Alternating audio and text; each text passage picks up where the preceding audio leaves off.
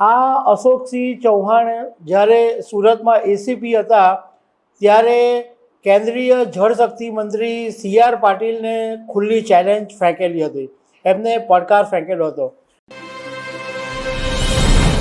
તાજેતરમાં એક video social મીડિયામાં વાયરલ થયો હતો, જેમાં અમદાવાદમાં ગુજરાત પોલીસના નિવૃત્ત ડીવાયએસપી અશોકસિંહ ચૌહાણને પોલીસ કોન્સ્ટેબલ ધક્કા મારીને લોકઅપની અંદર મોકલી આપે છે.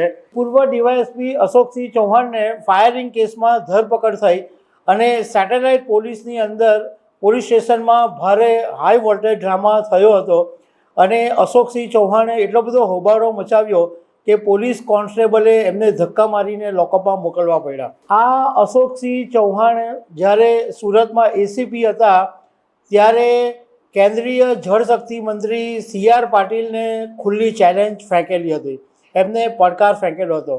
તો આના વિશે તમારી સાથે વાત કરીશ. મારું નામ રાજેશ શાહ છે અને તમે જોઈ રહ્યા છો ગુજરાતનો સૌથી મોટા ડિજિટલ પ્લેટફોર્મ ખબર છે.com. અમદાવાદના નહેરુનગરની અંદર ઝાંસીની રાણી બસ સ્ટેન્ડની પાછળ એક જમીન દસ્તાવેજ ભાડાના નાણાં પરત માંગવાનો એક વિવાદ હતો અને એમાં નિવૃત્ત ડીવાયએસપી અશોકસિંહ ચૌહાણે પોતાના અંગત હથિયાર વડે 5 રાઉન્ડ ફાયરિંગ કર્યું હતું. સદનસીબે કોઈને જાનહાનિ નહીં થઈ, પરંતુ આ 5 રાઉન્ડ ફાયરિંગ કરવાને કારણે એમની સામે કેસ નોંધાયો સેટેલાઇટ પોલીસ સ્ટેશનમાં અને એમની ધરપકડ કરવામાં આવી. સાથે એમની દીકરી અને દીકરાની પણ ધરપકડ કરવામાં આવી. જ્યારે એમની ધરપકડ થઈ ત્યારે અશોકસિંહ ચૌહાણે એટલો બધો હોબાળો મચાવ્યો કે પોલીસ કોન્સ્ટેબલે ધક્કો મારીને લોકઅપમાં મોકલવા પડ્યા. અશોકસિંહ ચૌહાણ એટલે વિવાદનું બીજું નામ છે એવું કહેવામાં આવે. એમના અનેક વિવાદો પણ છે, પરંતુ એમના વિવાદો વિશે વાત કરતાં પહેલાં અશોકસિંહ ચૌહાણ કોણ છે એ વિશે તમને થોડી માહિતી આપી દઉં. તો અશોકસિંહ ચૌહાણે અમદાવાદની અંદર પોસ્ટ ગ્રેજ્યુએશન કરેલું અને એમણે પોતાની કેરિયરની શરૂઆત એક પ્રોફેશનલ બોડી બિલ્ડર તરીકે કરેલી અને 6 વર્ષ બોડી બિલ્ડિંગ કોચ બી રહ્યા અને 7 વખત મિસ્ટર ગુજરાતનો ખિતાબ એમણે જીત્યો અને ઓલ ઇન્ડિયા બોડી સ્પર્ધાની અંદર તેઓ રનરઅપ રહ્યા હતા. 1991થી 1995 વચ્ચે લેન્ડસ્કેપ ડિઝાઇનમાં કામ કર્યું અને 1995માં ગુજરાત પોલીસમાં PSI તરીકે જોડાયા અને એમનું પહેલું પોસ્ટિંગ ભુજમાં હતું અને પોતાની કારકિર્દીમાં છેલ્લે ડીવાયએસપી તરીકે રહ્યા અને 2023ની અંદર રિટાયર થયા.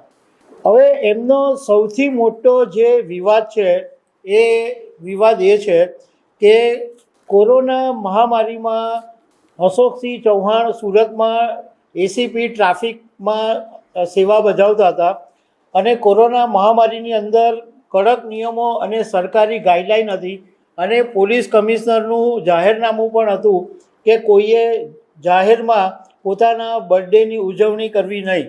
પરંતુ આમ છતાં પોલીસમાં નોકરી કરતા હોવા છતાં અશોકસિંહ ચૌહાણે સુરતમાં દિલ્હી ફ્લાયઓવર બ્રિજની નીચે જાહેરમાં ભીડ ભેગી કરી અને પોતાનો જન્મદિવસની ધામધૂમથી ઉજવણી કરી અને આ સેલિબ્રેશનની અંદર 4 થી 5 યુવતીઓ પણ હતી અને આ બધા માસ્ક પહેર્યા વગર સેલિબ્રેશન કર્યું અને પાછો આ ઉજવણીનો વિડીયો સોશિયલ મીડિયાની અંદર વાયરલ થયો.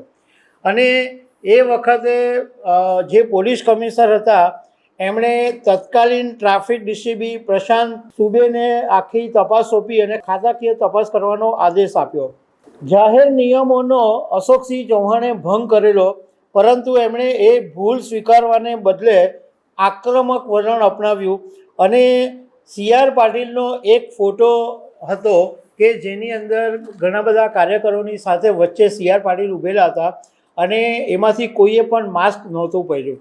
એટલે અશોકસિંહ ચૌહાણે CR પાટીલનો આ ફોટો સોશિયલ મીડિયામાં વાયરલ કર્યો અને એવું લખ્યું કે આ આજનો જ ફોટો છે, વાયરલ કરો, ભડના દીકરા હો તો વાયરલ કરો.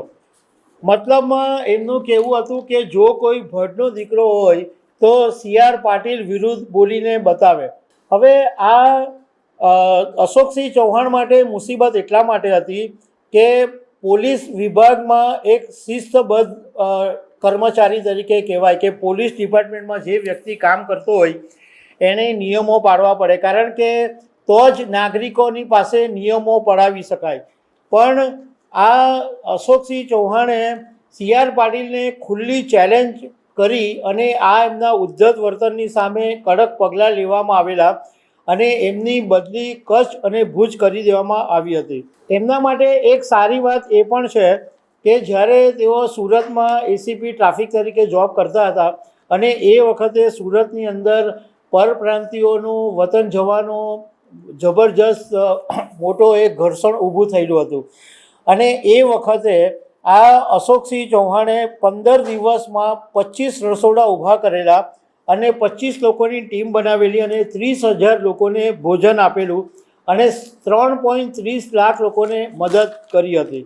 પરંતુ હમણાં એમણે જ્યારે પોતાના બંદૂકમાંથી ફાયરિંગ કર્યું અને જમીનના વિવાદની અંદર એમણે આ ગુનો કર્યો એટલે હવે જેલમાં જવાનો વારો આવ્યો છે. તો દર્શક મિત્રો, આવી અનેક વાતો સાથે અમે તમને મળતા રહીશું. આભાર.